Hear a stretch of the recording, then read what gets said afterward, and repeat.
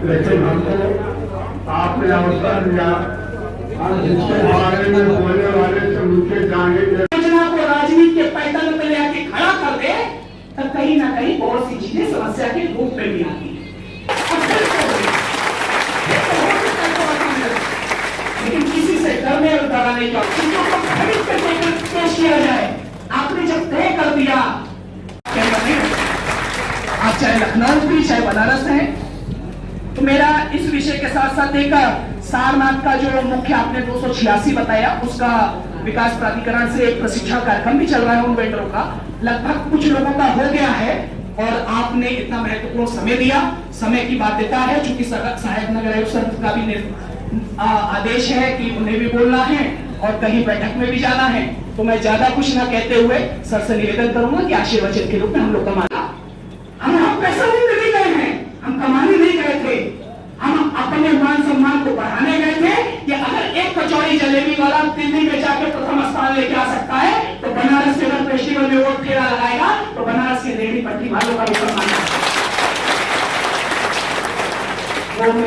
अभिषेक निगम, सचिव फेरी पटरी ठेला व्यवसायी समिति। किस तरह की संगोष्ठी यहाँ पे चल रही है? National association state vendor of India NASVI के द्वारा फेरी पटरी ठेला व्यवसायी समिति से जुड़े सैकड़ों पटरी व्यापारियों के साथ पथ विक्रेता अधिनियम 2014 के अंतर्गत एक विचार विमर्श संगोष्ठी का आयोजन किया गया है, जिसमें मुख्य अतिथि के रूप में उत्तर प्रदेश सरकार के पूर्व मंत्री वर्तमान विधायक डॉक्टर नीलकंठ तिवारी जी और नेशनल कोऑर्डिनेटर हम लोगों की संगीता सिंह जी दिल्ली से चल के आई हैं जो, और विशिष्ट अतिथि के रूप में सहायक नगर आयुक्त राजेश अग्रवाल जी, परियोजना अधिकारी निधि वाजपेयी जी और तमाम संगठनों के विभिन्न संगठनों के लोग भी मंचासीन हुए हैं। शहर के पटरी व्यापारियों को एक जागरूकता के तौर पे उनके अधिकार को दिलाना, उनके कर्तव्यों के बारे में उन्हें जागरूक करना और टाउन वेंडिंग कमेटी कैसे सशक्त और मजबूत हो पाए उस पर विस्तार पूर्वक चर्चा।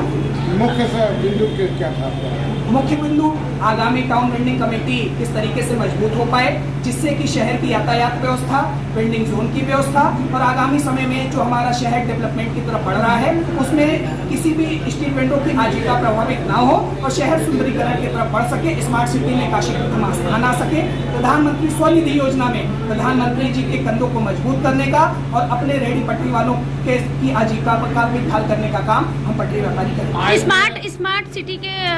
तहत जो दुकानें बनाई गई हैं रेलवे स्टेशन के नीचे, उसमें कई ठेला पटरी वालों को नहीं मिल पा रहा है और उसमें कई लोगों का है कि पैसा